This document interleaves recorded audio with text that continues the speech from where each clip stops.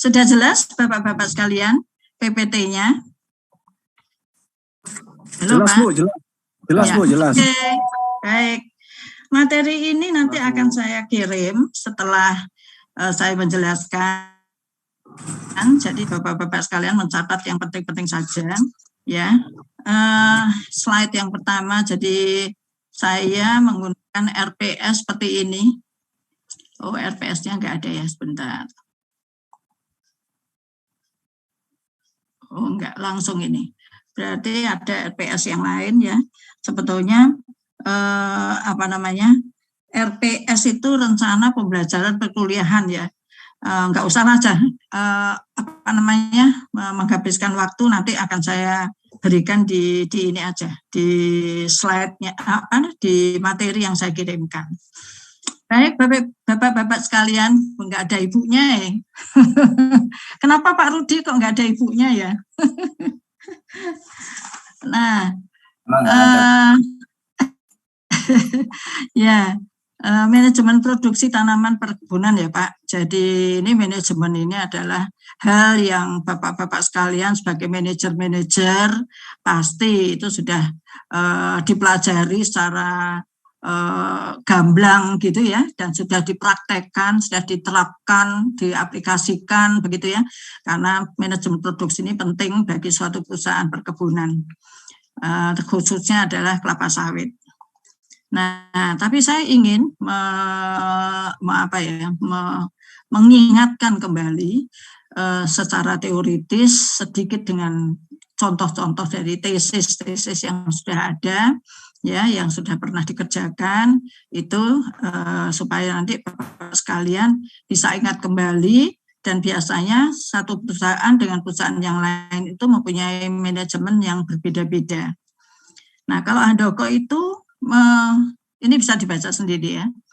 Manajemen produksi itu adalah berbagai usaha pengelolaan secara optimal, ya.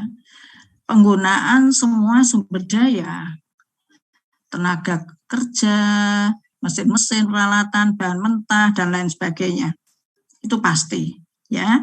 Kemudian Sofyan Osuri, ini di tahun 2008, mengatakan bahwa pengertian manajemen produksi itu adalah kegiatan untuk mengatur dan mengkoordinasikan penggunaan berbagai sumber daya, yaitu SDM-nya, SDA-nya, sumber daya dananya, bahan secara efektif, efisien, dan untuk menciptakan dan menambah kegunaan sebuah barang atau jasa. Jadi intinya bahwa inputnya apa, kemudian processing-nya itu diproses, kemudian outputnya apa.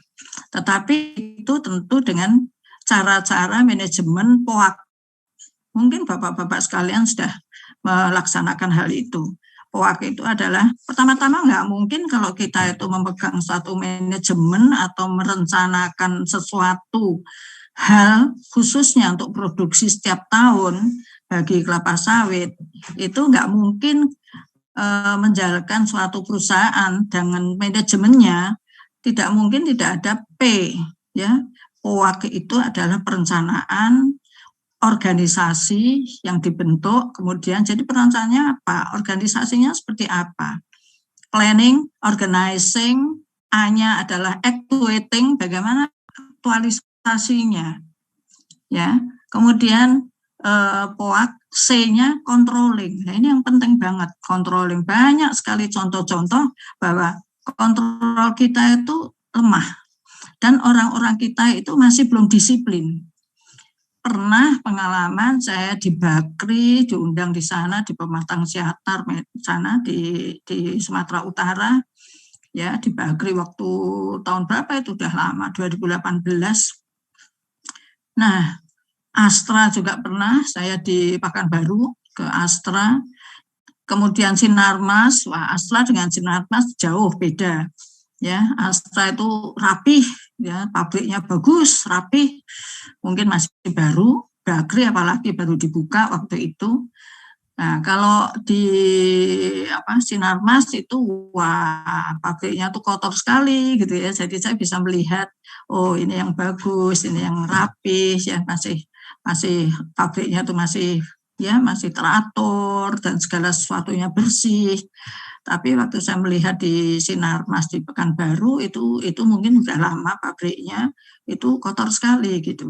Nah, kok bisa kotor ya? Seharusnya kan pemeliharaan itu penting. Walaupun itu perlu dana. Nah, kemudian Heiser and Rieder, Bapak-bapak sekalian bisa baca juga, ya intinya sama, yaitu kegiatan yang menghasilkan nilai dalam bentuk barang dan jasa dengan mengubah input menjadi output. Jadi intinya adalah gitu, input, kemudian proses, kemudian output. Ya. Nah, kalau Erham Fahmi itu pengertiannya adalah sebuah ilmu ini secara menyeluruh, secara komprehensif, itu bagaimana sih pihak manajemen produksi perusahaan menggunakan ilmu dan seni. Jadi Bapak sekalian, tentunya sebagai manajer-manajer itu tidak hanya ilmunya saja, tapi punya seni. Ya, seni, kemudian perasaan, ya. Jadi karena bergaulnya dengan para karyawan, para bawahan yang di bawah manajer, ya bagaimana dia itu perilakunya, sehingga seni di dalam mengerti perilaku itu menyebabkan kita bisa masuk ke dalam untuk berdiskusi, memberikan arahan-arahan, ya, dan sebagainya. Ya, itu keberhasilan itu seringkali dari seni, dari firasat, itu kepekaan dari manajer itu penting sekali di situ. Nah, manajemen produksi kalau begitu adalah salah satu bagian bidang manajemen yang berperan dalam mengkoordinasi. Ini saya sendiri sebagai direktur pasca ya harus bisa mengkoordinasi apapun personalnya itu kita harus bisa dan mengendalikan berbagai kegiatan untuk mencapai tujuan. Tujuannya apa? Produksi. Pasti semua perusahaan kelapa sawit pasti arahnya ke arah produksi. Berapa produksinya? Berapa ton per hektar per tahun? Gitu kan Pak? Oh, produksinya baru 16 ton per hektar per tahun nih, gitu misalnya seperti itu. Nah itu why. Nah why-nya ini harus dicari. Kenapa? Nah dicari. Oh ternyata itu tanahnya itu adalah tanah spodosol. Tanahnya itu adalah tanah pasiran. Jenis tanahnya seperti apa, strukturnya tanah seperti apa, sehingga pupuk yang diberikan itu bisa sesuai untuk nutrisi dari tanaman itu yang kemudian akan memproduksi yang produksinya ini loh yang menjadi pokok dari perusahaan kelapa sawit. Ini sebetulnya Bapak-bapak sekalian, sehingga nantinya Bapak-bapak sekalian kalau sudah di akhir di blok 4 untuk membuat penelitiannya itu permasalahan yang ada di perusahaan Bapak sendiri. Banyak permasalahan sebetulnya. Tiap tahun ya.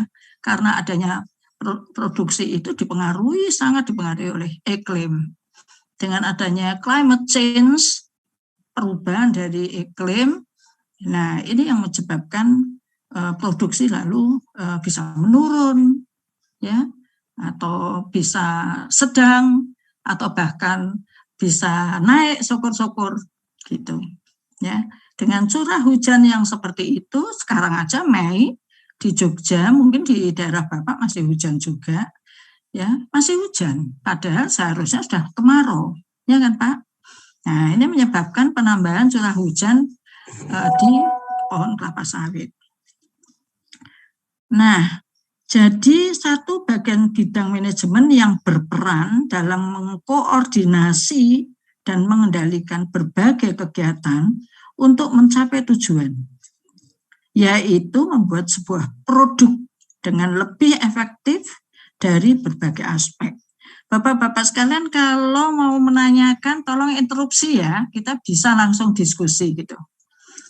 Nah, sehingga manajemen produksi tanaman ini, manajemennya saja, apa artinya tadi sudah dijelaskan, ya tujuannya ditetapkan dengan menggunakan mengkoordinasikan kegiatan dari organisasi, ya, jadi orang lain. Produksi barang atau jasa yang dihasilkan dari proses pengalian transformasi pengalian inputnya macam-macam, ya termasuk dana, termasuk SDM-nya dan lain-lain tadi, berupa sumber daya atau resources menjadi keluaran atau output atau produk perusahaan. Tanaman itu apa? Tanaman beda dengan tumbuhan. Kalau tumbuhan itu adalah tanaman-tanaman atau tumbuhan itu adalah tumbuhan yang tumbuh secara liar di permukaan tanah. Ya. Dari yang liar itu atau yang tumbuh di permukaan tanah itu ada yang bermanfaat bagi manusia dan hewan, tetapi ada yang tidak bermanfaat. Kalau diketahui bermanfaat, maka itu dibudidayakan. Nah, tumbuhan yang dibudidayakan itu disebut sebagai tanaman, gitu ya, Bapak-bapak sekalian. Itu tingkat dasar banget itu sebetulnya, tapi hanya mengingatkan aja. Sehingga manajemen produksi tanaman perkebunan itu adalah seluruh usaha manusia untuk merencanakan, mengorganisasikan, mengarahkan, ya, sudah mulai dengan actuating dan mengendalikan atau mengawasi segala kegiatan yang menggunakan faktor-faktor produksi dengan efektif dan efisien sehingga dapat memberikan produksi tanaman semaksimal mungkin. Tentu harus ada apa? Harus ada controlling. Setelah actuating semua sudah dikerjakan, diorganisasikan lebih dulu, ya, kemudian dikerjakan sesuai dengan tujuan, sesuai dengan planningnya, ya, kemudian controlling harus, dan yang terakhir adalah evaluation. Nah, itu biasanya POAK plus E. Mungkin Bapak-bapak sekalian sudah menggunakan itu, betul ya, Pak Rudi, Pak Andri ada enggak ya, Pak Yadi? Betul ya? Ya. Nah, manajemen itu merupakan suatu aktivitas, sedangkan manajer seperti Bapak-bapak sekalian itu orangnya yang melaksanakan manajemennya, itu sudah diketahui, ya. Seorang manajer itu adalah seorang ilmuwan yang tadi sekan sekaligus sebagai seorang seniman. Ya, jadi seperti dokter. Dokter itu tidak hanya ilmunya saja, tapi dia harus punya seni. Misalnya, kalau operasi, kemudian dijahit, ya, jahitannya itu ada kasar, bisa jahitannya itu 2 cm, 2 cm, 2 cm kasar gitu. Itu terjadi pada anak saya, karena saya baru saja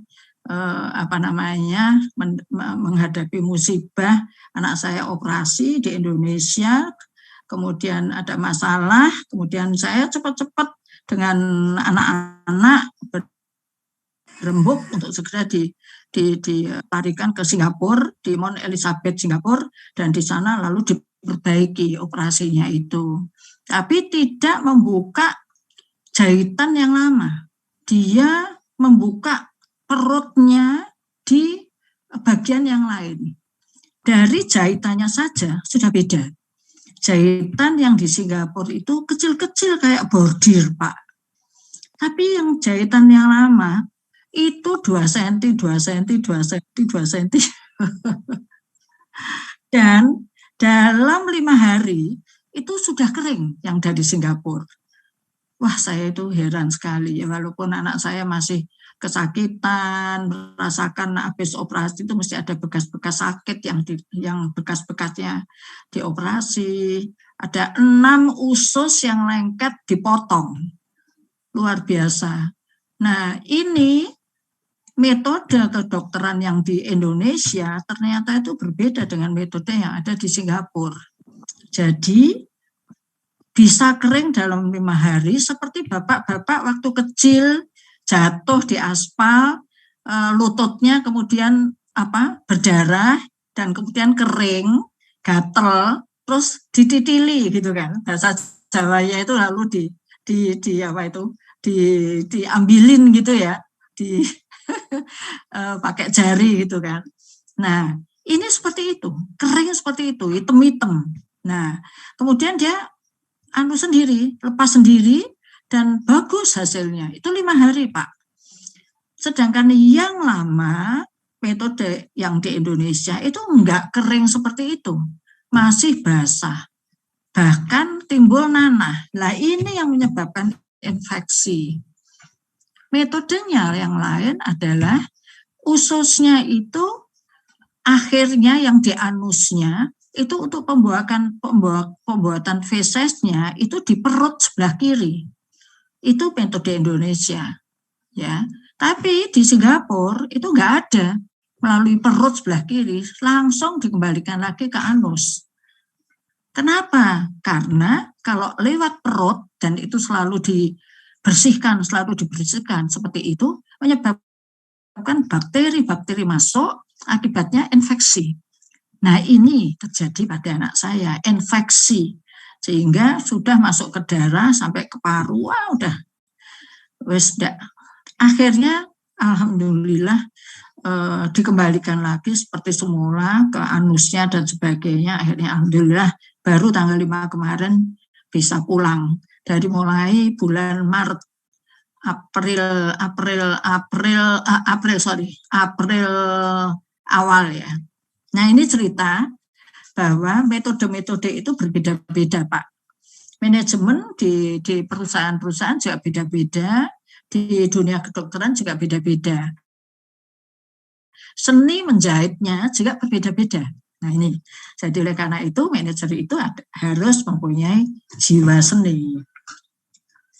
Seperti obat diberikan kepada seseorang, obatnya A, B, dan C misalnya. Tetapi kalau dokter itu sudah pengalaman, pasti obatnya itu bisa berubah.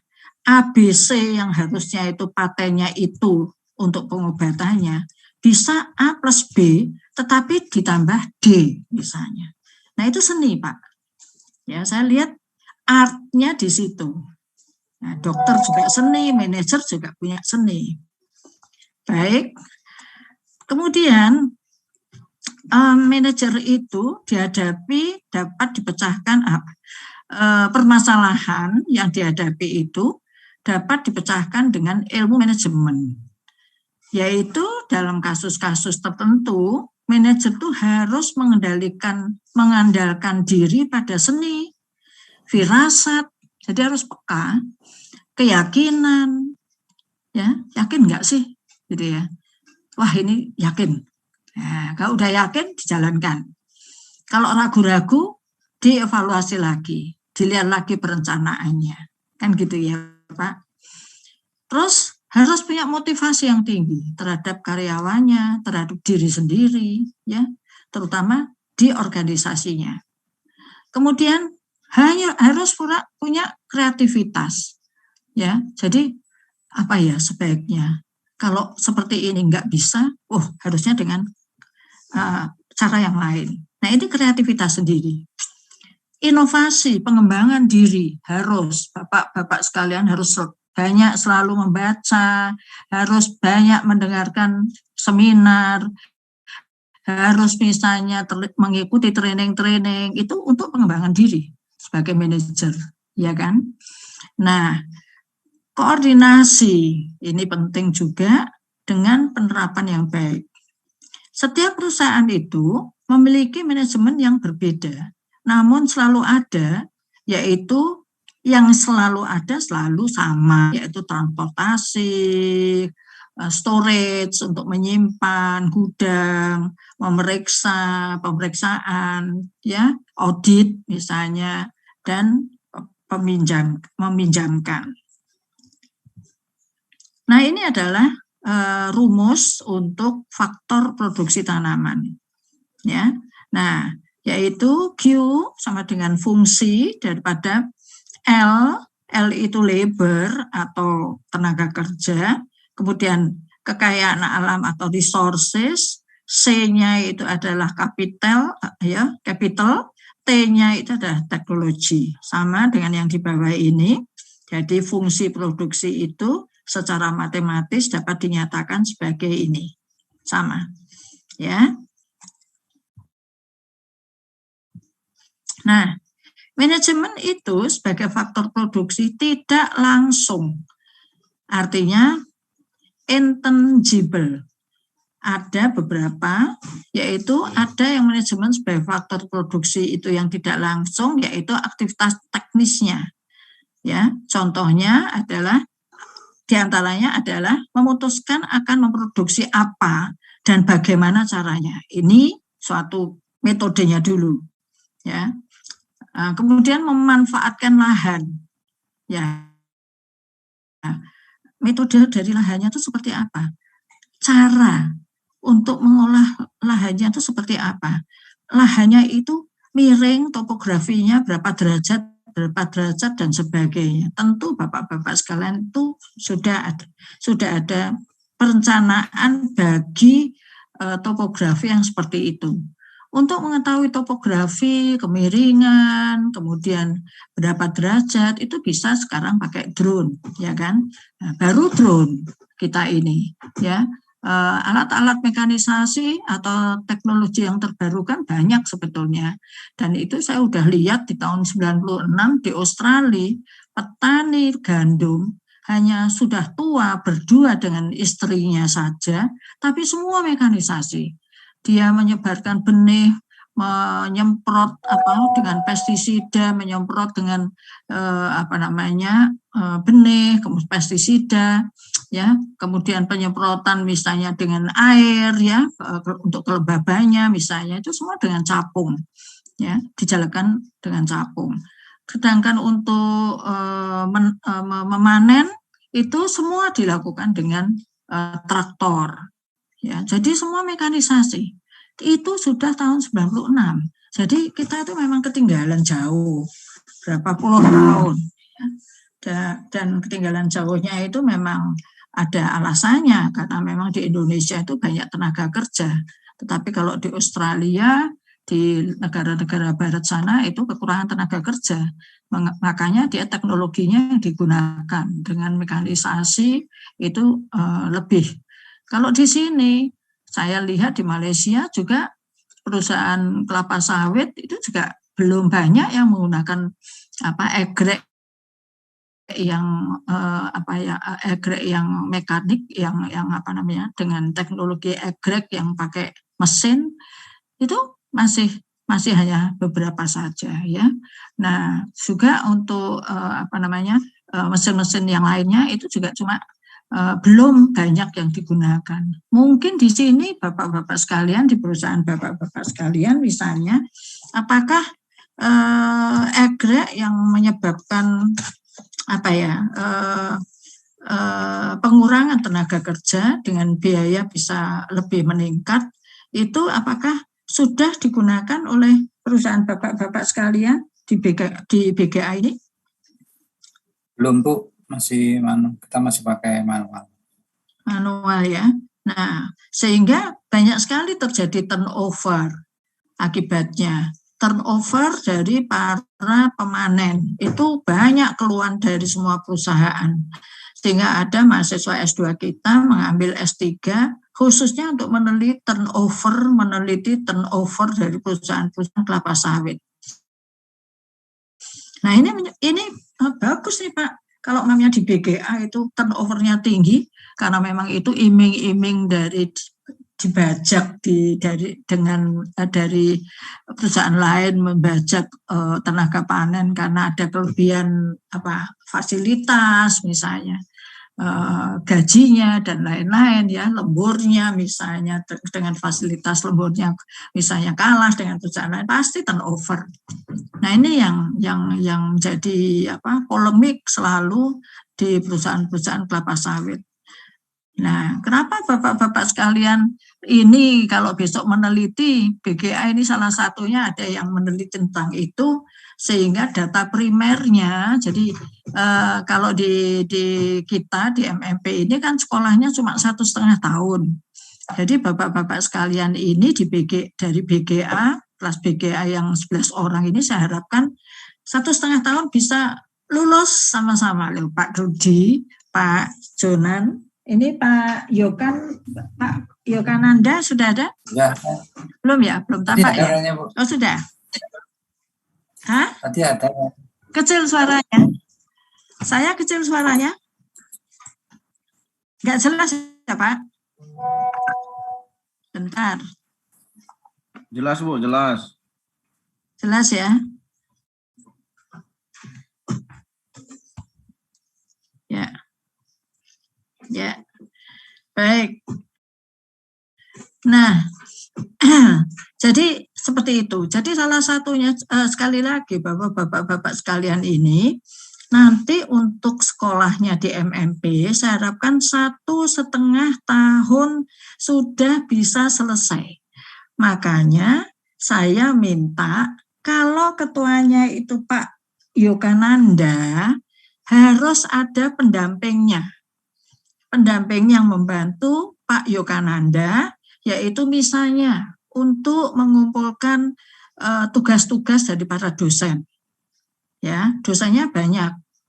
Dosennya itu banyak, Pak. Jadi satu mata kuliah bisa dosennya 3. Kebetulan di blok 1 ini kebanyakan 3. Kalau di blok 2, ada yang 2, ada yang 3.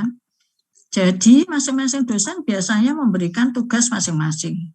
Nah, ketua kelas atau komisaris tingkatnya gitu ya, itu harus ada yang membantu. Misalnya, si Bapak A ini belum ngumpul nih, ditagih.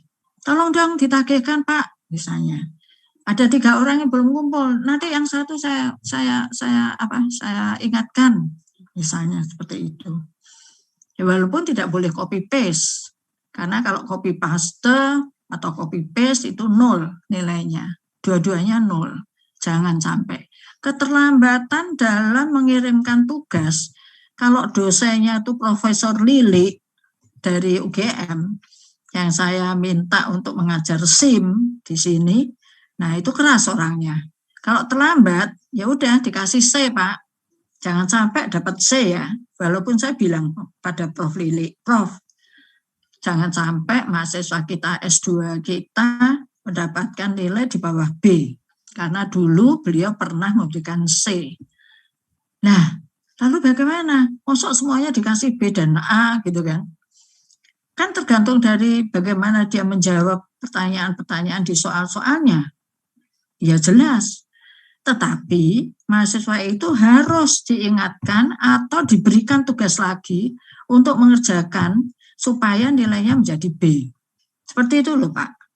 Kenapa? Karena IP untuk S2 tidak boleh kurang daripada 3. Saya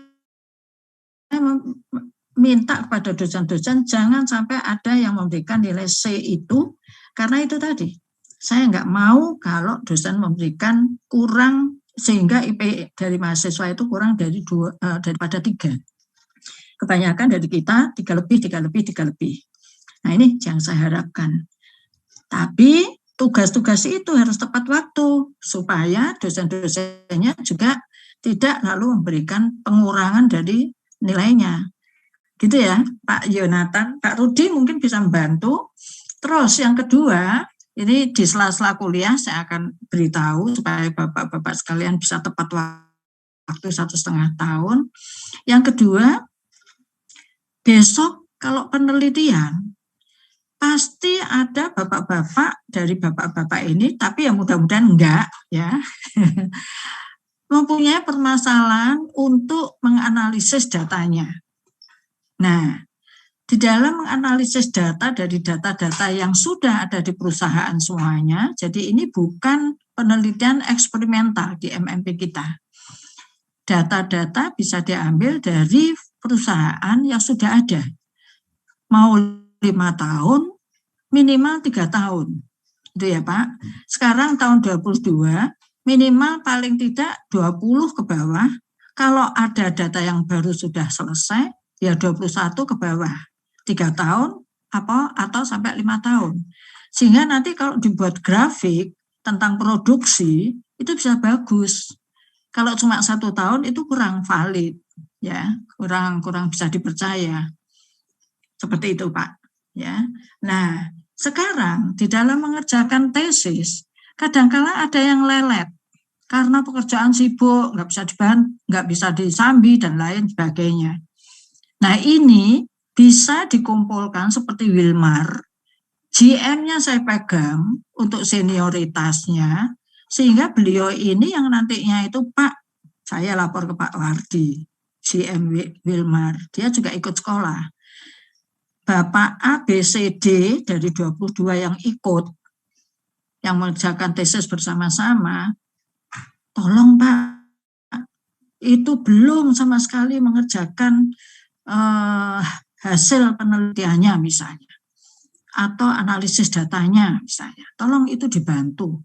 Sehingga tiap Sabtu sudah nggak ada kuliah, dikumpulkan dengan cara daring seperti ini, yang mana yang perlu dibantu, dan bisa dikumpulkan karena dia kan satu kantor. Waktu dulu Wilmar itu ada 24, 2 gugur karena COVID, kemudian tinggal 22, lulus bersama-sama.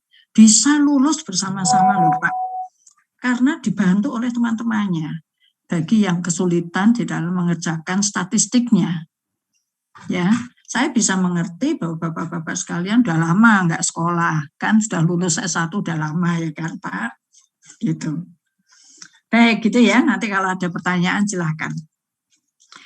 Nah, kembali ke sini, manajemen sebagai faktor produksi tidak langsung, itu mengenai aktivitas teknisnya, kemudian aktivitas komersialnya seperti apa. Jadi aktivitas teknis itu memutuskan akan memproduksi apa dan bagaimana caranya. Itu aktivitas teknisnya bagi manajer.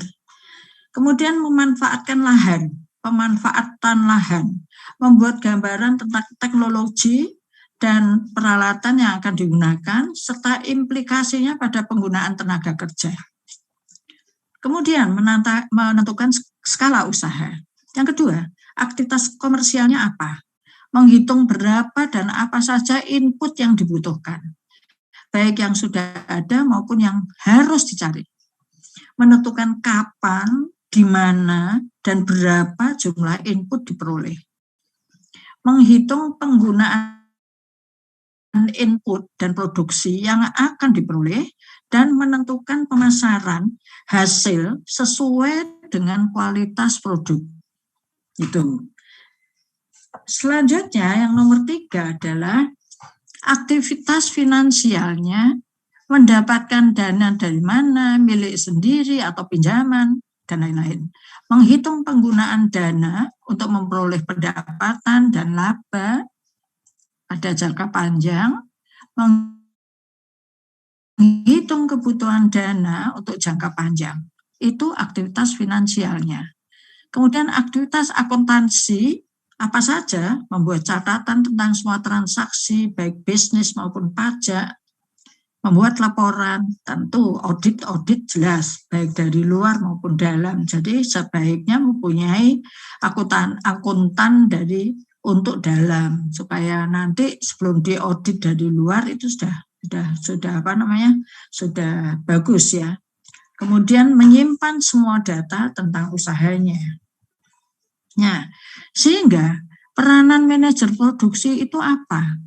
Ya, manajemen produksi itu menawarkan kesempatan profesi, sebagai contoh adalah direktur operasi, direktur pabrik, manajer operasi, manajer pengawasan produk, manajer lapang, asisten manajer, dan lain sebagainya. Beberapa tugas yang harus dilakukan itu, misalnya manajer operasi, yaitu itemnya banyak, menentukan dan mengatur letak lahan pertanian dengan letak pabrik penanganan pasca panen. Yang kedua, menentukan dan mengatur letak gudang persediaan dan mesin yang efisien agar tidak menyita waktu dalam gerakan. Ya, seperti Wilmar, JM-nya waktu saya mengajar pertama kali, dia pindahan dari Astra. Sudah 16 atau 17 tahun bekerja di Astra, kemudian pindah ke Wilmar. Nah, baru seminggu sekolah S2 ikut bersama-sama bawahannya. Saya tanya, Pak, sebetulnya Bapak seminggu di sini tentunya sudah melihat-lihat. Apa kira-kira bedanya Astra dengan di Wilmar ini? Wah, dia sudah bisa mengatakan, Wilmar itu terlalu boros. Loh, kok boros gimana, Pak? Coba dilihat, mobilnya saja yang nganggur, yang tidak untuk bekerja, banyak sekali ini Pak, Bu. Kebetulan saya satu mes dengan dia. Jadi kalau sarapan bisa bareng-bareng, ngobrol seperti itu. Ya. Nah, pemborosan di situ. Begitu juga tenaga kerjanya, terlalu banyak. Nah, sehingga dia itu sekarang mengatur manajemen yang ada di Wilmar, makanya dibajak oleh Wilmar, yang tadinya general manager-nya adalah orang Malaysia 2 orang. Sekarang dia ada di situ, kemudian orang Malaysianya hanya tinggal 1, yang satunya pindah. Dan kebetulan saya juga kenal, kalau sarapan juga bareng, itu kemarin kena COVID dan nggak ketulungan, nggak tertolong. Jadi ya udah, yang orang Malaysia itu meninggal. Bahkan yang satunya lagi yang bukan General GM itu juga kena COVID juga. Wah, di Palangkaraya itu ya, di rumah sakit sana. Nah, lanjut di sini. Yang ketiga adalah melakukan pemeliharaan peralatan. Nah, ini biayanya tinggi, Pak. Dan pabrik agar menjamin keandalan dan kontinuitas operasi. Ini controllingnya harus bagus. Karena saya melihat pabrik gula di Madu Baru, di Jogja, di Madu Kesmo, itu sudah banyak rusak.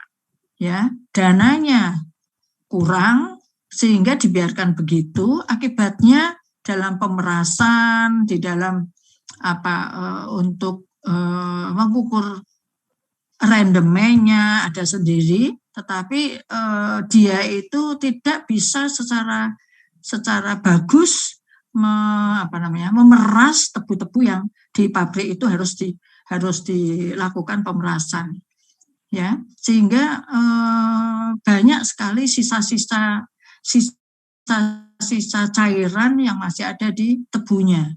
Nah, ini yang menyebabkan kerugian dari Madu Baru, ya, sehingga sekarang banyak sekali yang diimport gula dan Madu Baru ini gilingnya juga saya lihat bahwa yang diangkut oleh tebu-tebu yang kalau kita papasan gitu ya, dari Jawa Tengah sana, dari Sragen, dari daerah Jawa Timur gitu, itu diangkut ke Madu Baru itu saya lihat kering-kering gitu ya.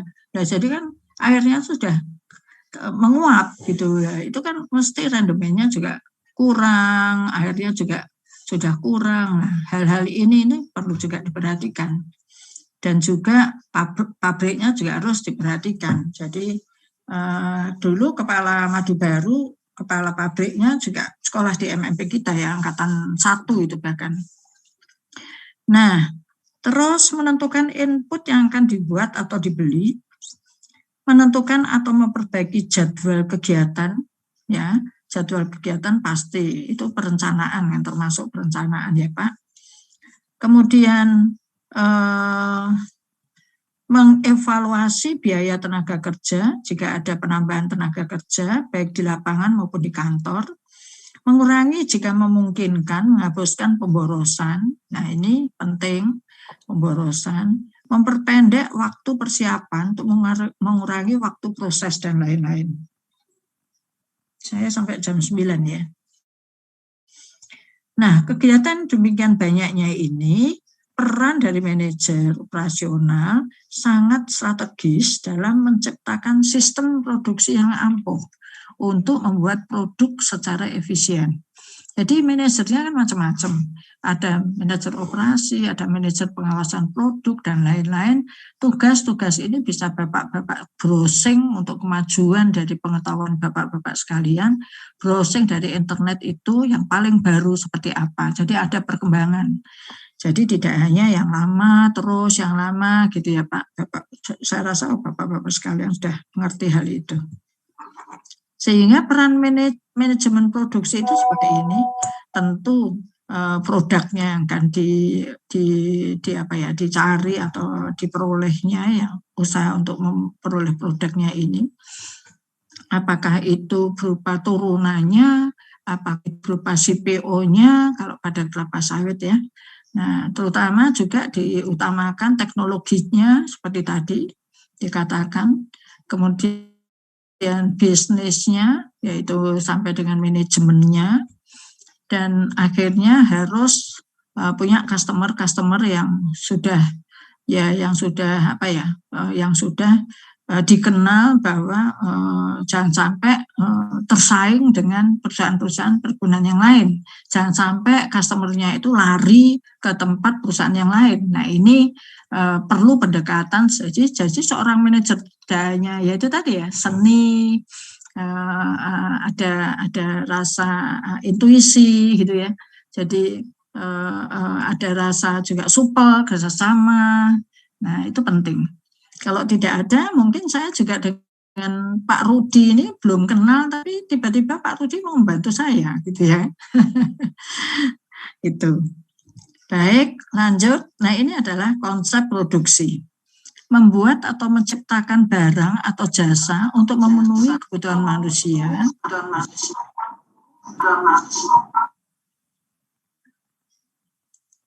Halo Pak, ya. Setiap kegiatan manusia untuk membuat atau menciptakan barang dan atau meningkatkan daya guna manfaat dari barang tertentu, ini konsep produksi ya. Suatu proses mengkonversikan bahan baku menjadi barang jadi dengan memiliki nilai tambah di pasar.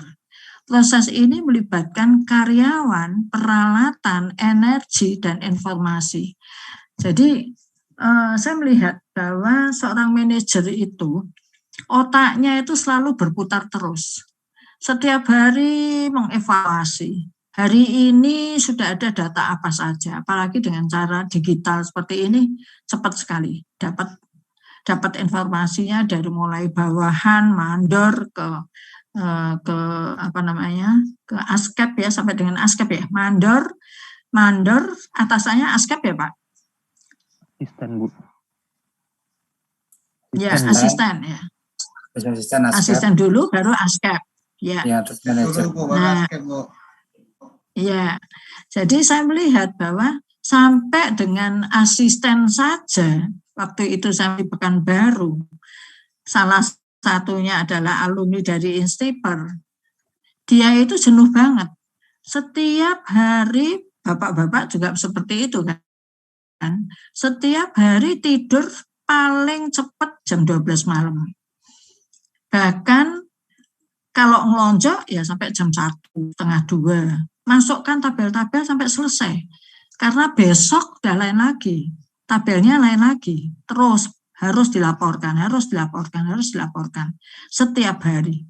Jadi ada monitoring, ada controlling dari atasan. Nah, itu nanti ke ASCAP ke arah manajer ya, dan seterusnya. Nah, jadi otaknya itu terus gitu ya. Nah, konsep proses produksi ini adalah bahan baku atau jasa, kemudian diproses, proses transformasi ya, termasuk aktivitasnya, katakanlah itu sebagai aktivitas, baru akan outputnya adalah barang jadi. Nah, ini adalah kegiatan produksi tahap kedua ya, yang merupakan perencanaan produksi, organisasi produksi, sama dengan pokok tadi, pengendalian produksi, pemeliharaan peralatan, pengawasan, dan pemeriksaan kualitas. Jadi artinya bisa di bawah fluctuating itu nanti lalu anak-anaknya itu apa saja, bagian-bagiannya itu apa saja. Sehingga sistem operasi atau produksi itu seperti ini. Inputnya apa? Human, SDM-nya, materialnya, mesinnya, peralatannya, metodenya seperti apa, money-nya dari mana saja, modalnya, energi, tenaga apa namanya, SDM-nya, terus informasi dari mana aja, tampung dulu baru informasi itu diolah. Input, ya, kemudian diproses dari keseluruhan yang ada ini, diproses, kemudian outputnya apa? Barang dan jasa. Kalau barang, ya CPO-nya, ya, kemudian dari CPO itu turunannya apa, ya. Nah, kemudian sampai dengan jasanya untuk pengirimannya, untuk pemesanannya yang dari pemesanan kemudian dikirim dan lain sebagainya. Ya, selain itu juga jasa-jasa dalam ya transportasi dan sebagainya. Nah, dari input ini itu dievaluasi kan, difeedbackkan ke sini ya, yang kemudian ini merupakan evaluasi sebetulnya kok sampai ini berkurang, bisa terjadi. Kenapa? Why-nya itu nanti lalu ditinjau lagi di inputnya sini.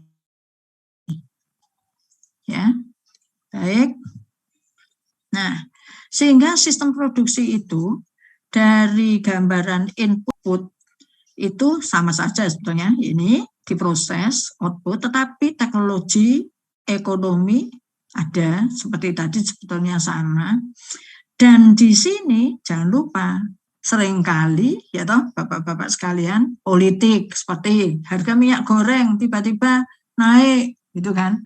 Tapi harga TBS-nya turun seperti itu. Nah, ini kan politik. Ya, yang mana permainannya itu sebetulnya juga di atas-atas sana. Ya kan? Nah, tapi ini untungnya sudah tadinya nggak boleh diekspor sehingga rugi. Nah, sekarang sudah boleh mulai Senin kemarin toh Pak. Di hari ini ya, Senin ya. Sekarang Senin apa Selasa? Ya, hari ini. Hari ini mulai bisa diekspor. Nah, ini suatu hal yang menggembirakan. Ya. Nah, ini inputnya seperti tadi. Kemudian ini masih berhubungan dengan subsistem dari 1 sampai 4, di mana subsistem 1 itu adalah menyangkut pengadaan dan penyaluran sarana produksi. Subsistem yang kedua, produksi primer, budidaya pertaniannya harus ditinjau, harus dipelihara. Jangan lupa bahwa umur kelapa sawit yang sudah tua 20 tahun ke atas itu sudah harus di-replanting misalnya. Tetapi replanting tidak gampang. Persyaratannya banyak, ya kan Pak?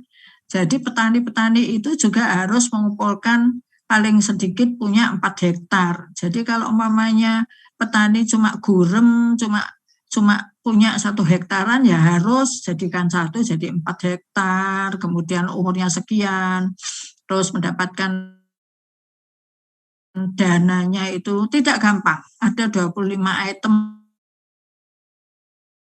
kehilangan sebagian dari dari penjualan TPS-nya, sehingga harus siap dengan tabungan, harus siap tabungan untuk sekolah anak-anaknya, untuk makan, sehingga dia siap juga untuk misalnya berternak, pekerjaan sampingannya ya, kemudian menanam hijau misalnya, sebagainya.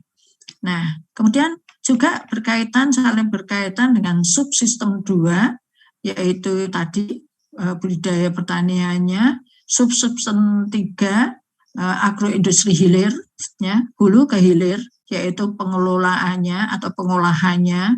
Kalau umpamanya kakao misalnya, buahnya banyak, Ya, yang saya lihat di Gunung Kidul, saya pernah penelitian di sana dengan mengajak mahasiswa S2, itu banyak sekali, panennya banyak. Nah, tetapi ada tetapinya, ya, pabriknya itu belum ada. Jadi pabriknya itu hanya secara manual, belum dengan peralatan yang canggih untuk pengolahan daripada kakaonya. Nah, ini perlu perhatian dari pemerintah sebetulnya. Sehingga para petani di Gunung Kidul itu langsung didatangi dari Swedia, dari Belgia yang produksi coklatnya bagus-bagus ya. Misalnya coklat Paci itu adalah yang terkenal di hampir nomor berapa dari dunia. Itu saya merasakan hasil dari Paci itu memang coklatnya enak banget. Nah, seperti itu. Jadi kita belum bisa, ya. Kita memproduksi banyak banget. Akhirnya mereka itu datang sendiri ke petani di Gunung Kidul itu untuk membeli loh, Pak. Membeli lah. Sana pakai dolar, sini rupiah, ya murah banget toh. Kalau 1 kilo misalnya cuma 40.000 gitu kan, ya murah banget toh. Wong saya di Singapura kemarin aja harus swab. Kalau saya menunggu anakku di kamar harus PCR.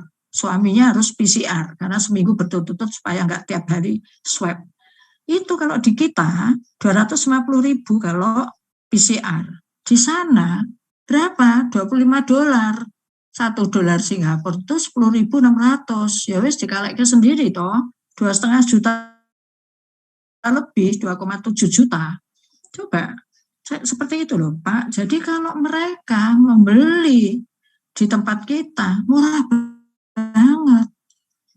Apalagi setelah diprocessing sendiri, jadi coklat monggo. Barangkali Bapak-Bapak sekalian pernah ya di tempat-tempat penjualan oleh-oleh Jogja, kalau ke Jogja ada coklat produksi dari brandingnya adalah monggo gitu ya. Jadi coklat monggo. Nah itu diantaranya adalah dari Gemawang situ, dari Gunung Kidul yang saya tempati untuk penelitian itu. Nah seperti itu. Nah yang dijual atau yang didatangi oleh mereka orang-orang asing itu bijinya kakao yang langsung dibeli. Gitu, coba kok bisa kayak gitu. Di sini ada dinas perkebunan, ada dinas pertanian, ada pejabat-pejabatnya, kok iso ya kayak begitu gitu loh. Sampai dia nembus langsung beli ke petani gitu loh. Nah ini saya nggak tahu ini, itu politik nggak tahu saya. Nah ditanyakan aja ke nanti blok 3 ada mata kuliah perundang-undangan perkebunan Pak. Itu bagaimana solusinya kalau ada hal-hal seperti itu. Profesor Teguh yang mengajar dengan Pak Hendra ya, Pak Hendro. Itu kepala dinas agraria di sini, dia juga sarjana hukum. Ya, Profesor Teguh saya pakai dari mulai awal buka sampai sekarang masih. Dia sekarang sebagai dosen di mana itu? Jakarta itu para Prastya Mulya kalau nggak salah di sana, dan dia sebagai pengawas KPU sekarang dipakai oleh Pak Jokowi. Nah ini susunan 3 yang terakhir adalah pemasarannya itu masih ditunjang oleh lembaga penunjang agribisnis, yaitu mengenai audit keuangannya ya, lah masih ditunjang, harus ada penelitian ya, harus ada bukti-bukti kepemilikan pertanahannya dan sebagainya. Kompleks sekali ya. Dari subsistem tadi dari 1 sampai 4, nah itu dipengaruhi oleh ini semuanya, yaitu faktor internal dan faktor eksternal. Faktor-faktor yang mempengaruhi derajat keterkaitan antar subsistem agribisnis kelapa sawit di Indonesia.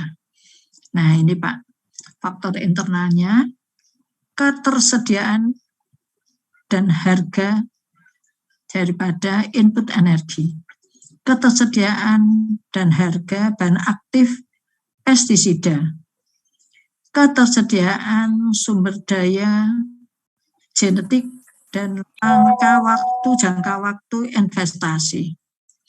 Di BGA, varietas yang ditanam itu yang terbarukan atau yang untuk di planting apa dan yang lama itu apa Pak varietasnya? Halo Bapak-bapak sekalian. Bibitnya Kak, Bu? Boleh, silahkan Pak. Kalau bibitnya kami kalau di sana apa? Pakai Marihat, Sokvin ada, Topaz ada juga. Bawahnya siapa aja? Ada Marihat, terus ada apa lagi? PPKS pakai enggak Pak? Iya itu pakai PPKS Marihat. Terus Sokvin, Topaz, Sokvin, ya, wah macam-macam ya. Yang paling baru, paling umurnya paling muda apa? Yang paling muda yang sekarang masih saya bibitkan Sokvin sama Topaz, Bu.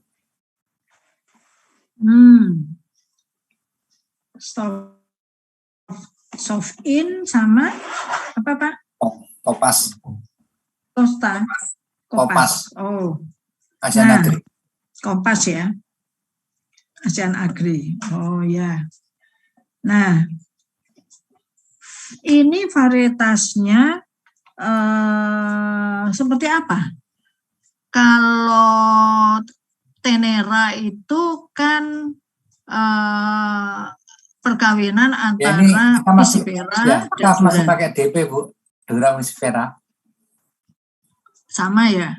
Nah, sehingga mesokarpnya tebal, kemudian cangkangnya tipis, kemudian kernelnya tebal gitu ya, Pak? Iya, Bu. Nah, kemudian keistimewaan yang lainnya apa, Pak? Ibu paling kalau di Sokvin ada yang memang ada beberapa varietas kemarin tapi udah habis sih, yang ini yang tahan Ganoderma itu Bu, M3 Gano. Produksinya berapa Pak? Sudah berproduksi kah? Kalau yang di tempat saya baru Bu, baru sekitar 10 ton per hektar lah, belum, karena memang masih muda kan muda. TM berapa? TM 1? TM tahun 2015 TM 2. 3. TM 2. Nah, 3. 3. Berarti masih pasiran dong. 10 ton per hektar per tahun. Ya, memang, gitu ya Pak? Iya, kalau banyak kecil-kecil. Ya masih ini Bu, masih apa ya, masih rehab sih kami kemarin dari fase TPM ke TM. Kalau di BGA yang lain, di region yang lain, yield-nya udah bagus Bu, udah di atas 30 pun ada. Karena baru 5 tahun umurnya ya. Ya, kalau yang saya di Sungai Melayu ini kan memang region yang paling muda ya. Tapi kalau teman-teman yang di Kalteng maupun di Kalbar yang lain, yieldnya sudah bagus, sudah 25, 28, 30 itu sudah ada. Umurnya berapa? Kami di BGA ini 2004 lah. Yang banyak mungkin prime ini lah Bu, sudah mulai prime X itu di umur puncak itu. Berapa ya Iksan namanya RUT-nya ya Kalteng itu ya? 18 ya. Kalteng berapa? 15. Itu apa varietasnya? Sama?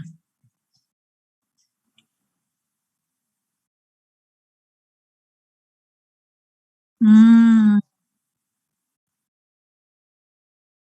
Hmm.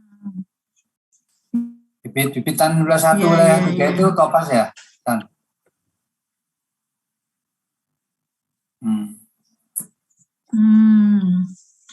Iya, iya, iya. Itu berapa? 15 ton per hektar per tahun. Topaz itu. Oh, belum ya.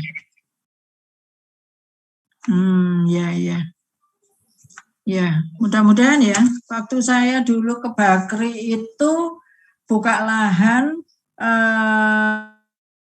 yang ditanam adalah Costa Rica, varietas Costa Rica yang dia itu bibit umur 8 bulan ditanam, kemudian tingginya itu hanya 2 meter. 2 meter. Nah, itu saya belum menyaksikan selanjutnya ya, karena saya tahun 2018 ke sana. Tentunya TM1-nya kalau umpamanya 4 tahun gitu ya, kalau umpamanya saya mencari info ke sana gitu, harusnya tahu berapa gitu ya. Nah, karena memang kita harapkan kan tingginya enggak terlalu tinggi, tetapi buahnya itu banyak. Nah, kalau sampai 25 per ton per hektar ya bagus. Tapi kalau mamanya di bawah itu pada umur 15 sampai 20 tahun itu masih 10, 15 lah, 15 gitu ya. Kurang ya Pak ya. Mungkin pemeliharaan tanamannya yang harus digalakkan. Mungkin loh ya. Nah, ini perlu diteliti Pak. Jadi penelitian Bapak-bapak sekalian nih. Jadi coba diteliti yang umur-umurnya berbeda-beda itu, tetapi sayangnya varietas yang ditanam itu biasanya kalau replanting itu kan varietasnya itu satu varietas, tetapi yang lama itu masih varietas yang lama kan gitu toh, sehingga campur untuk penyerbukannya itu campur antara varietas yang lama ditanam dengan bisa terjadi ya campur antara varietas yang lama dengan yang baru. Nah, sekarang kalau untuk penelitian, kenapa kok ditanam seperti itu? Tidak sama dengan varietas yang lama. Itu kenapa, Pak? Itu perlu diteliti juga itu. Sehingga produksinya itu bisa dibandingkan dengan barangkali BGA selanjutnya di tahun depan, 2 tahun lagi, data masuk lagi. Nah, itu bisa dibandingkan. Oh, ternyata setahun kemudian itu malah bagus. Oh, 2 tahun kemudian malah bagus. Nah, sebabnya apa? Karena ada perbedaan varietas. Kalau perbedaan varietas itu mungkin hama penyakitnya pada varietas yang sama menyerangnya sama ke tanaman yang sama varietasnya. Bisa terjadi, tapi belum diteliti. Sedangkan varietas yang lama itu juga mempunyai hama penyakit yang sendiri. Misalnya ya, Bapak-bapak sekalian tuh punya tanaman di halaman rumah saja. Ya.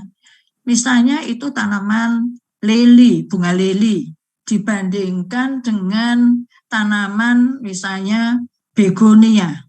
Uletnya itu beda. Mawar dengan melati, uletnya beda. Sehingga kupu-kupunya beda juga. Ulet itu kan hama. Dia makannya pada daun-daun yang dia sukai. Kecuali kalau memang daun yang disukai tidak ada, baru dia makan daun-daun yang sembarangan. Tetapi kupu-kupu tahu, dia bertelurnya di daun-daun yang dia suka makan. Bisa mengerti ya Pak ya? Sehingga pada varietas yang sama, itu hama penyakitnya sama. Pada varietas yang lain, hama penyakitnya juga lain, beda dengan yang varietas yang baru misalnya. Akibatnya apa? Akibatnya kalau ada serangan penyakit dan hama, varietas itu yang terserang. Tapi varietas yang lama atau yang lain tidak. Tapinya belum diteliti dan belum menemukan jurnal yang menyatakan bahwa seperti itu. Dengan varietas penanaman yang berbeda, varietas penanaman apa yang ditanam itu varietas yang berbeda, itu menyebabkan produksinya itu tidak semuanya hancur, ya. Artinya masih berproduksi. Yang hancur itu hanya satu varietas, gitu Pak. Nah ini belum ada penelitiannya, tapi gaungnya sudah ada. Jadi replanting itu adalah digunakan dari varietas yang berbeda dari varietas yang lama supaya penyerangan hama penyakitnya itu tidak sama. Jadi kalau yang satu diserang, yang varietas yang satunya masih utuh, produksinya masih bagus. Nah itu. Coba ini perusahaan juga perlu terus-menerus berkesinambungan ya penelitiannya ini dari tahun ke tahun, paling tidak bisa tahu setelah 2 tahun dan atau sampai 3 tahun. Gitu Pak. Bisa dimengerti ya Pak? Bisa apa ya? Bisa dimengerti lah. Bisa Bu, Kenapa bisa. kok? Bisa. Dan ini memang betul. Apakah memang di tempat Bapak juga seperti itu? Sudah pernah replanting dengan varietas yang beda? Kalau halo, Ya. halo. Biasanya ya. sih Bu, Saya dengar. kalau saya ini videonya nggak bisa ini Bu, karena jaringan nggak begitu kuat. Saya dengar Pak. Saya dengar Pak. Kalau secara teknis sih pergantian varietas itu ya memang banyak hal mungkin ya yang dipertimbangkan. Bisa jadi salah satunya memutus adanya golongan hama tertentu atau penyakit tertentu pada varietas sebelumnya. Cuman pergantian varietas juga kan, kalau dulu mungkin penyedia daripada jenis bibit itu kan sangat terbatas, sehingga kalau kebun-kebun zaman dulu mungkin di tahun 90-an, 2000 awal itu kan didominasi oleh Marihat saja gitu kan. Kesininya 2010 kesininya udah banyak sekali perusahaan-perusahaan yang memproduksi membuat bibit sendiri dengan berbagai macam varietasnya gitu. Nah, mungkin saat ini orang sudah mulai meninggalkan Marihat karena Marihat juga memiliki kelemahan. Dia dari kelemahannya apa Pak? Dari fisiknya misalnya dia pelepahnya terlalu besar dan terlalu panjang sehingga SPH kita tidak bisa banyak gitu. Kalau di Marihat kan mungkin mainannya paling 136 sampai 140. Sementara bibit-bibit yang baru saat ini itu sudah ada yang sampai di atas 145 gitu untuk SPH-nya per hektar ya Bu. Jadi pertimbangan itu juga pergantian varietas itu. Nah, yang baru-baru ini jarak tanamnya berapa Pak? Ya kalau Marihat dulu kan dia karena dia memiliki fisik pelepah yang cenderung panjang dan kemudian besar-besar, itu kan secara teknik panen mungkin agak ya. untuk memotong pelepah itu juga agak terkendala. Jarak tanamnya ya otomatis Marihat itu kan agak lebar gitu Bu, 9,2. Yang bibit-bibit yang sekarang kan bisa sampai 7 gitu, 8, 7 gitu, sehingga itu kan jarak tanam ditentukan oleh bibit itu sendiri Bu. Jadi 1 hektar bisa hanya kalau panjang-panjang pelepahnya juga daunnya jadi panjang gitu, jadinya sedikit ya. Cuma sedikit, berapa Pak? 1 hektar 130-an. 136 lah rata-ratanya kalau Marihat kan segitu. 20. Ya. Tapi kalau sekarang yang varietas yang baru ditanam ini berani dengan jarak tanam dengan jumlah 1 hektar itu bisa 150 gitu. Iya, umumnya di atas 142 lah, Bu. Ya. Ya. Ya. Nah, sekarang teknologinya, Pak. Kalau bibit itu, saya lihat waktu saya di kisaran sana, Bakri itu membibitkan sampai umur 8 bulan yang Costa Rica itu. Kalau di tempat Bapak, pembibitannya itu pindah ke lapangan pada umur berapa bibitnya? Yang idealnya 10 sampai 12 bulan, Pak. Itu Bu, itu yang ideal. Wih, malah segitu ya? Iya, Bu. Kok lama? Berarti pemeliharaan tanamannya mahal dong. Biasanya sih bulan pemindahan itu kan mempertimbangkan, karena kalau terlalu mudah dipindahkan, sementara proses pemindahan itu kan juga panjang, naik truk, turun truk. Kadang-kadang kalau terlalu mudah, dia begitu mengalami kerusakan, dia ini Bu, belum begitu kuat lah fisiknya. Sehingga umur 10 sampai 12 bulan itu fisik daripada bibit itu ideal lah, cukup kuat lah untuk dilaksanakannya pemindahan itu. Bisa enggak Bapak-bapak sekalian itu meneliti bahwa kalau bibit itu diberi penyinaran,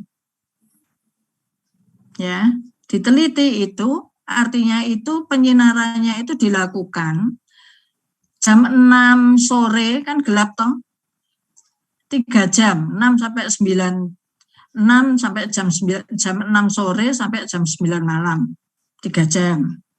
Terus lagi diinterupsi malam jam 2 malam sampai jam 5, pakai timer. Ya. Terus tambahannya penyinaran dengan lampu. Itu penelitian saya dulu itu.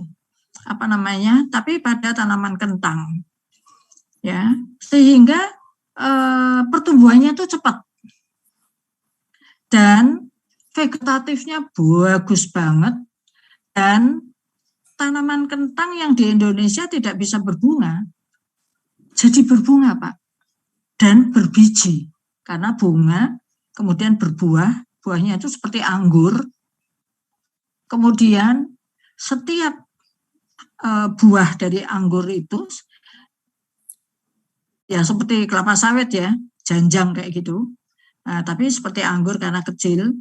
Nah, kira-kira diameter 3 cm yang paling besar, 2,5 sampai 3 cm, buahnya 1, itu bijinya bisa sampai 200 sampai 300. Bayangkan. Jadi, kentang itu kalau ditanam umbinya, fitoptoranya bisa penularan ke akar. Bisa ada virusnya. Kalau petani itu menanam dari generasi 0 pertama menjadi sampai dengan generasi 5, terjadilah ada bakteri. Kalau dibelah kentangnya itu banyak hamanya, ada uletnya dan sebagainya. Nah, seperti itu. Sehingga saya berpikiran kalau pengusaha punya lahan yang luas, kenapa enggak menanam kentang dengan cara bibitnya itu diberi tambahan penyinaran. Sehingga dia itu tinggi kentang yang normal, yang tidak dikasih penyinaran itu hanya 80 cm, sudah kering, sudah harus dipanen umbinya, tidak bisa berbunga, tetapi pada yang dikasih penyinaran, yang paling bagus dan paling tinggi, sampai profesor saya itu minta di foto di dekat tanamannya, karena tinggi dia 172, kentang saya itu 178 sampai 180. Bayangkan Pak, tingginya segitu, vegetatifnya daunnya hijau, dan buahnya itu banyak, jadi bunganya banyak, buahnya juga banyak. itu pada interruption night, pada penyinaran jam 2, kemudian dimatikan sampai jam 5 sore, 5 pagi. Jam 2 pagi sampai jam 5 pagi. Nah, bagaimana kalau kelapa sawit itu diperlakukan seperti itu? Sehingga pertumbuhannya itu dipercepat dengan adanya tambahan penyinaran. Sehingga pemeliharaannya tidak perlu lama, akan mengirit tenaga dan biaya. Pupuk juga tingginya sama dan waktunya lebih cepat. Nah, tapi bibitnya itu harus ditambah penyinaran. Itu bisa diteliti, tapi eksperimental ya ini Pak, untuk S3 barangkali. Atau untuk dana hibah yang nanti minta 3 tahun. Bagus itu.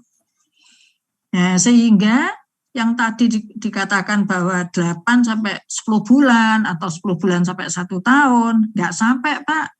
Bisa mencapai tinggi seperti 10 bulan sampai 12 bulan itu paling-paling nanti hanya 6 bulan, 8 bulan saja umurnya dia, itu tingginya sudah sama dengan yang 1 tahun.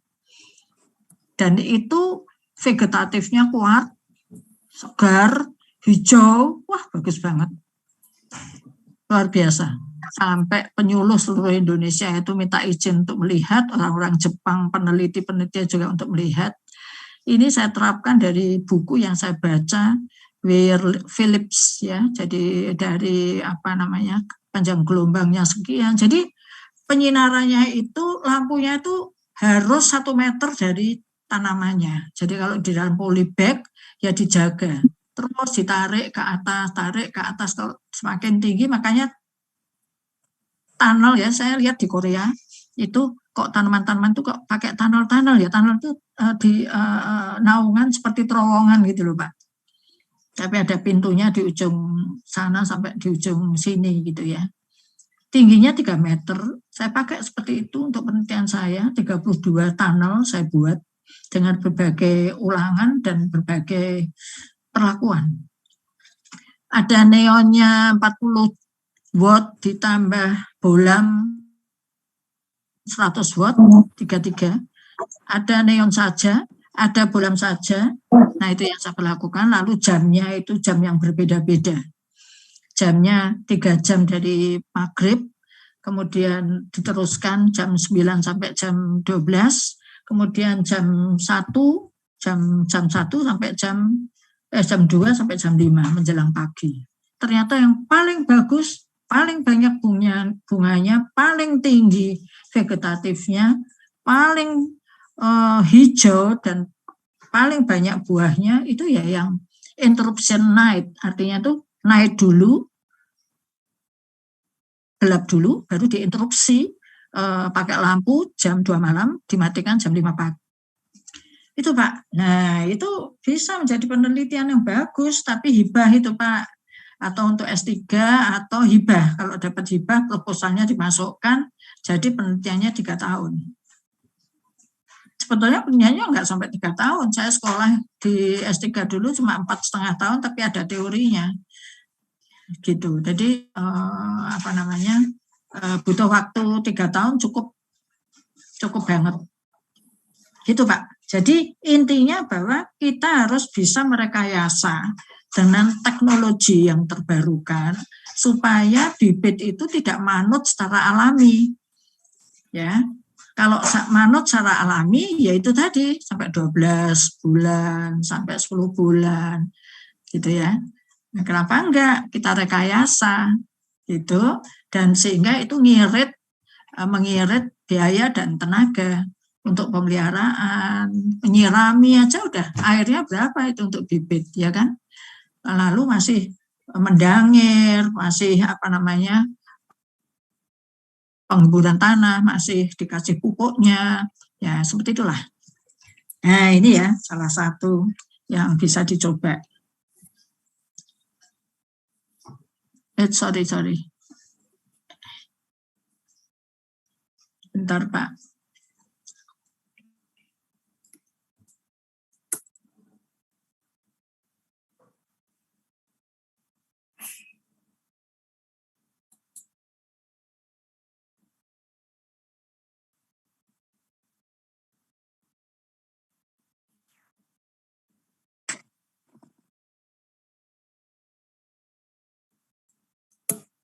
terpencet jadi kayak gitu.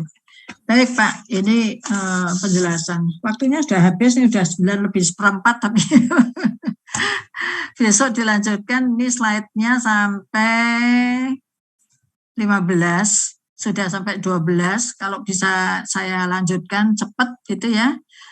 Sebentar. Ini sama. Kemudian pengelolaan sistem produksi ya. Nah, menurut proses menghasilkan output, kontinu, terputus, repetitif, dan sebagainya bisa dibaca sendiri. Nah, ini adalah sistem produksi menurut tujuan operasi. Nih, sistem produksi menurut tujuan operasi. Ada ITO, engineering to order. Jadi ini grafiknya. ITO ini engineering to order. Order ditampung. Kemudian setelah itu MTO itu make to order. Dari ordernya itu dibuat order apa saja. Atau itu ada assembling to order. Perusahaan membuat desain standar, modul operasional standar, ya, kombinasi tertentu dan modul tersebut sesuai dengan pesanan konsumen. Ya, kemudian MTS itu make to stock. Perusahaan membuat item yang disesuaikan dan ditempatkan sebagai persediaan sebelum pesanan konsumen diterima. Kemudian selanjutnya dikirim. Ini perencanaan proses produksi yang tadi ya dijelaskan secara detail. Kemudian ini fungsi manajemen produksi sampai dengan bidang pekerjaannya. Ya, jadi menurut Sofyan ada beberapa pendapat ya.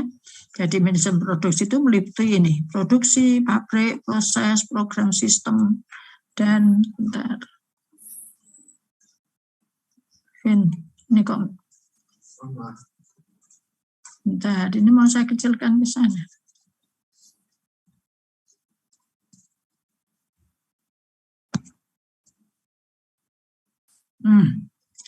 Ya.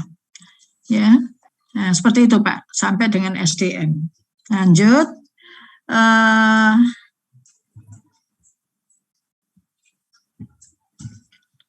Nah, masih menurut pendapat-pendapat orang lain.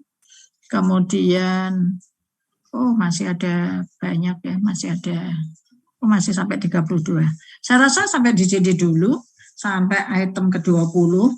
Nanti dilanjutkan di minggu depan, tapi saya minta tolong Pak Rudi untuk segera memberitahukan ke saya dengan Pak Taat untuk perubahan jadwalnya ya Pak, disampaikan kepada teman-teman, dan yang lainnya kalau bisa segera juga dipindahkan ke Sabtu dan Minggu. Saya rasa bisa.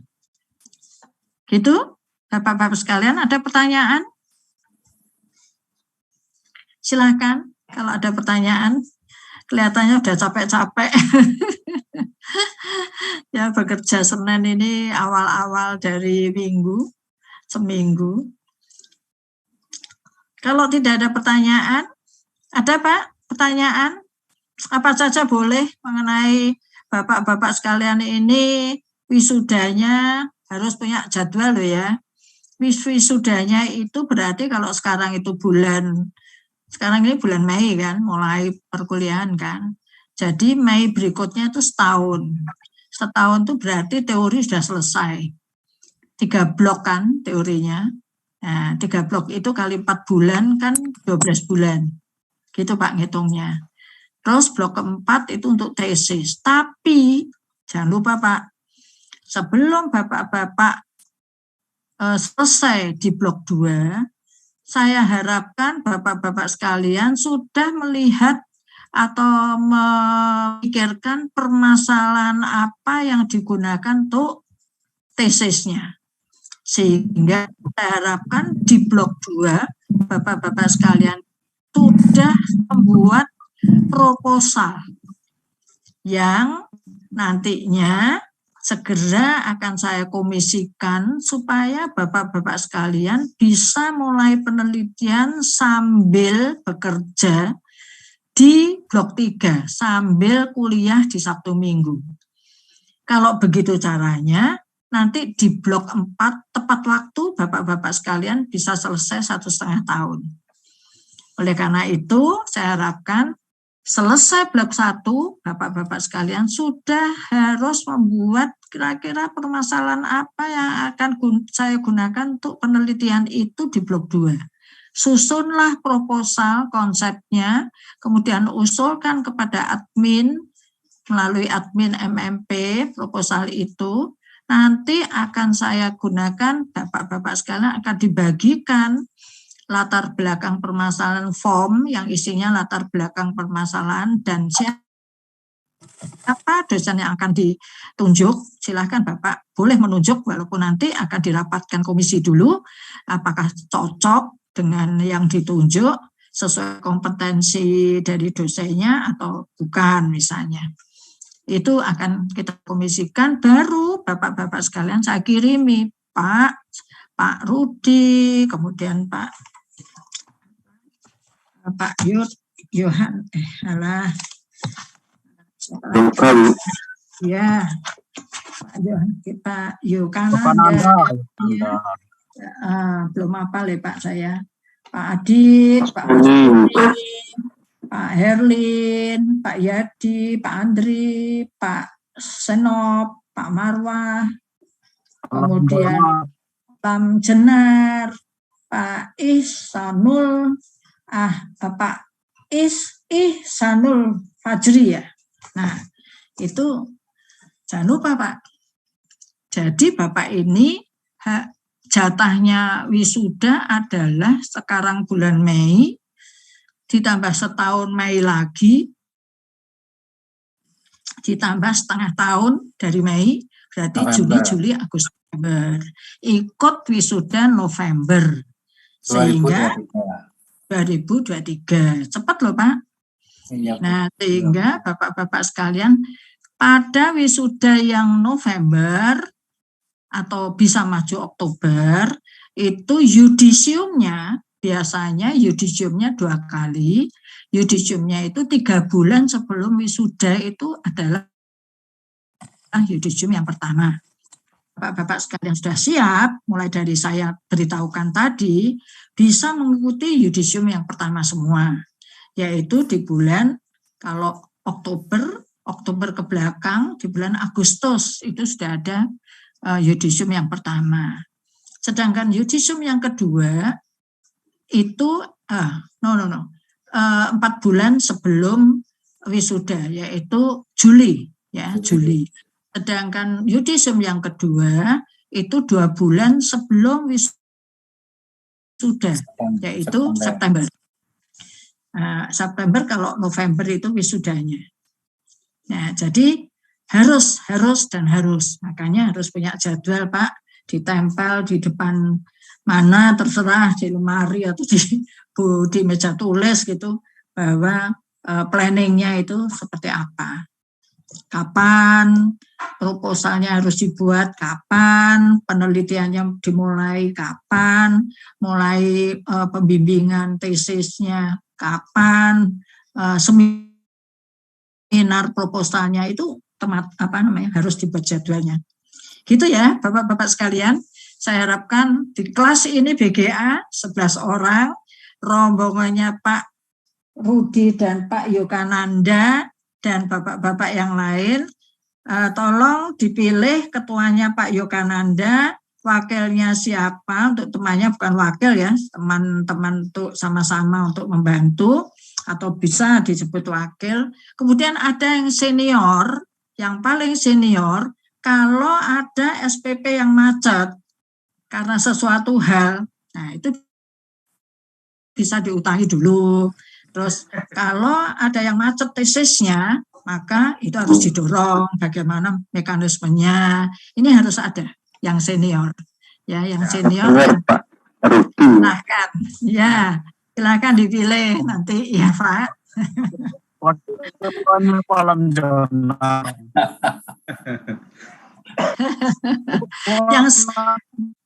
yang iya, harus bisa memotivasi teman-temannya, mensupport teman-temannya, supaya semangat terus, seperti itu. Baik, saya rasa sudah malam Pak, terima kasih. Ya, apa Pak? Penanya 1 Bu. Apa? penelitiannya itu ada kunjungan dosen pembimbing nggak Bu untuk penelitiannya? Nah, kalau Bapak-Bapak sekalian nanti sudah menyusun proposal atau sudah mengumpulkan, bukan menyusun proposal belum ya? Iya, sudah harus sekalian. Tapi nanti Bapak-Bapak sekalian dikirimi oleh Pak Taat form yang harus diisi apa kira-kira topiknya atau judul penelitiannya, terus latar belakang masalahnya apa harus ditulis, kemudian teorinya sedikit yang berkaitan dengan latar belakang permasalahan, dan dosennya siapa yang Bapak sekalian ini menginginkan sesuai dengan judul yang Bapak sekalian inginkan, gitu ya. Nah, judul itu dari permasalahan yang ada. Impossible ya, atau sulapan lah gitu. Kalau tiba-tiba Bapak ingin langsung judulnya, belum tahu permasalahannya, tiba-tiba udah aku pengen judul ini seperti S1 itu enggak, harusnya enggak seperti itu. Jadi harus baca-baca dulu ya dari jurnal-jurnal yang ada, tetapi permasalahan sudah ada di otak. Oh, pekerjaan saya butuh ini. Bagus lagi kalau dikoordinir misalnya oleh Pak Rudi, ya, Pak Yogananda dan teman satunya dikoordinir. Perusahaan kita itu membutuhkan penelitian tentang ABCDE. Oke, kalau begitu pabrik ada yang meneliti, yang background-nya dari teknologi pertanian misalnya. Kemudian kebun meneliti tentang ini tentang akhirnya ke arah produksi. Ya, apa saja misalnya tanah kan itu faktor lingkungan eksternal, ya kan. Nah, itu nanti sehingga sampai dengan X-nya nanti apa untuk regresi korelasinya untuk membuat metodologinya. Nah, seperti itu. Jadi pertama-tama harus membaca-baca jurnal-jurnal yang Bapak-Ibu sekalian, Bapak-Bapak sekalian itu tertarik. Misalnya aku tertarik tentang tanah, misalnya. Lingkungan eksternal kaitannya dengan produksi. Ya dibaca dulu, browsing dulu. Produksinya kan TBS, ya kan. Pengaruh tanah terhadap TBS misalnya, terhadap produksi TBS misalnya. Nanti kan keluar semua jurnal-jurnalnya. Pertama-tama saudara harus baca adalah abstrak. Abstrak dibaca dulu. Kalau tertarik, ada kaitannya dengan yang akan diteliti, dibuka dalamnya. Tapi kalau enggak, lewat. Abstrak itu nomor 1 dibaca. Gitu Pak, metodenya. Ya. Ada kunjungan lapangan nggak Bu dari dosen pembimbing? Dosen pembimbing nanti akan ditentukan, oh ya, jadi Bapak-Bapak sekalian mengisi formnya, kemudian kemudian dirapatkan komisi. Dirapatkan komisi itu siapa yang ditunjuk untuk sebagai dosen pembimbingnya. Ada 2 dosen pembimbing 1 dan dosen pembimbing 2. Setelah disetujui di rapat komisi, mahasiswa diberitahu, Pak Rudi pembimbingnya adalah Pak Heri dengan saya misalnya, atau Pak Hermantoro dengan Pak Heri, atau Pak Prof Budi dengan siapa, atau Pak Lili dengan siapa misalnya. Tapi sebaiknya menunjuknya dosen dalam negeri supaya gampang untuk ditemuinya, untuk konsultasi. Ya, ini lebih gampang daripada orang-orang UGM seperti Pak Lili, kayak begitu itu susah nanti untuk menemui dia. Nah, kemudian kalau sudah dosen pembimbing diberitahu, mahasiswa diberitahu, dosen pembimbing diberitahu, silakan Bapak sekalian mulai hubungi dengan HP pada dosen pembimbing, Pak, Prof, saya pembimbingnya Prof misalnya. Pak Heri, Pak siapa, Pak Hermantoro, Pak Andreas, Pak banyak sekali Bapak-Bapak, Pak Dimas misalnya. Saya pembimbingnya ditunjuk Bapak. Saya sudah mempunyai pra-proposal atau proposal yang seperti ini. Mohon bimbingannya. Jadi Bapak-Bapak sekalian sudah siap. Dan itu nanti harus diseminarkan, kalau sudah di ACC oleh dosen pembimbing, diseminarkan dulu proposalnya supaya ada masukan-masukan dari teman-temannya sendiri. Gitu. Kalau sudah ada masukan, ya dari dosennya juga, lalu diperbaiki dulu proposalnya, baru di ACC, baru penelitian. Setelah penelitian, ada seminar hasil penelitian.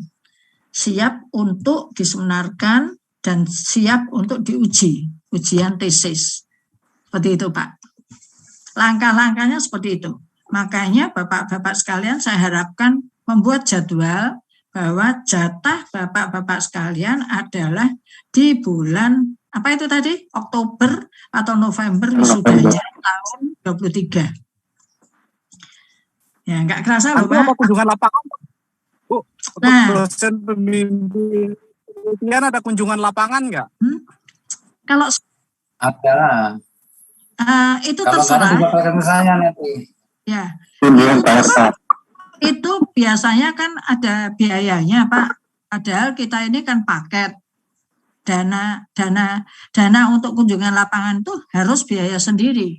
Kalau mahasiswa mau membiayai dosen untuk datang ke sana, boleh, silahkan. Tetapi tidak menjadi suatu keharusan. Ya. Ya, Bu. Ya. Jadi di proposal saja Bapak-Bapak sekalian memberikan foto-foto, slide gitu, yang bisa disampaikan pada saat seminar, diperseminarkan proposal itu. Jadi foto-foto atau bisa video, silahkan melalui online. Semua daring kan, masih daring kan Pak, gitu. Kalau dulu saya datang ke sana karena memang belum pandemi ya waktu itu. Gitu Bapak-Bapak sekalian. Ada pertanyaan lagi? Satu aja. Bu, ini kan situasi kan sudah pandemi, tapi kita masih tetap online kan Bu ya? Nah, kalau tidak online, Bapak-Bapak sekalian ini diharapkan datang 50% ke Jogja loh. Nah, itu yang berat maksudnya Bu. Ya, nah terserah kalau memang Bapak-Bapak mau seperti itu, berarti itu programnya adalah program yang 50% datang ke Jogja, kemudian 50% daring seperti ini. Gitu. Dan biaya ditanggung oleh Bapak-Bapak sekalian untuk bisa mendatangkan dosen ke sana. Karena paketnya itu tidak termasuk untuk mendatangkan dosen ke sana, kecuali kalau memang sudah diperbolehkan oleh pemerintah untuk bisa datang ke sana. Saya datang ke sana memberikan kuliah 2 dosen 2 minggu sekali. Seperti itu, seperti yang dulu. Bukan mahasiswa yang datang ke sini. Kita yang datang ke sana. Tapi kalau sudah begini, nanti bisa tesisnya saja, Pak. Kuliahnya seperti ini daring, nggak usah datang dulu karena biayanya nanti mahal. Atau dosen nanti yang datang ke sana saja. Nanti belum tahu peraturannya seperti apa. Tetapi untuk yang dulu Wilmar Angkatan 1 yang belum pandemi ya, dan yang sudah pandemi, itu saya harapkan pada saat konsultasi tesis yang terakhir dan ujian tesis, seminar hasil penelitian dan ujian tesis, datang ke Jogja, tetapi bukan rombongan 11 orang, bertahap Pak, supaya nanti perusahaannya juga memberikan izinnya tidak semua gitu ya kan, nanti rugi juga ya, tenaga berkurang 11 orang. Jadi kalau dulu 3 bisa 5 sekaligus gitu Pak. Kemudian pembimbingan biasanya waktunya seminggu sampai 10 hari. di Jogja sampai lulus, sampai sudah dibendel jadi tesis. Jadi pulang sudah beres, tinggal besok ikut wisuda. Yudisiumnya nggak usah ikut, nggak apa-apa. Karena harus datang lagi, biaya lagi, kan gitu. Seperti itu, Pak. Ya. Besok kita lanjutkan. Kalau mau ada yang tanya. Sekarang sudah malam, nih kasihan Pak Taat, sudah malam. Yes, oleh karena itu saya mohon pada Pak Rudi dikoordinir, kemudian saya segera diberi kabar untuk minggu depan kuliah saya. Kalau Sabtu Minggu nanti diatur oleh Pak Taat untuk jadwalnya. Juga kepada yang lainnya. Oleh karena itu Pak Rudi bisa menghubungi Pak Hermantoro yang sudah memberikan kuliah, misalnya sudah ditentukan minggu gitu ya. Juga menghubungi Pak Taat, sebaiknya minggu itu nanti jam berapa, supaya nanti kalau telepon ke Pak Hermantoro karena memang program ini Bu Direktur sudah menyatakan Sabtu dan Minggu peraturannya, maka dikembalikan ke Sabtu dan Minggu untuk perkuliahannya. Dia tahu semua perkuliahan dilakukan Sabtu Minggu. Hanya baru kali ini BGA, kebetulan saya yang pertama, jadi saya bisa memberitahukan kepada bapak-bapak sekalian. Gitu ya, bapak-bapak sekalian. Baik, Bu. Sudah ya. Baik, terima kasih itu atas perhatiannya. Sampai ketemu lagi di minggu depan. Wassalamualaikum warahmatullahi wabarakatuh. Selamat malam, Pak. Semoga sehat selalu. Ya, Malam Bu, sehat-sehat Bu. Terima kasih. Selamat istirahat. Ya. Terima kasih, Bu. Sama-sama, terima kasih. Waalaikumsalam. Izin live ya, Bu. Ya, sehat selalu. Terima kasih Bu ya.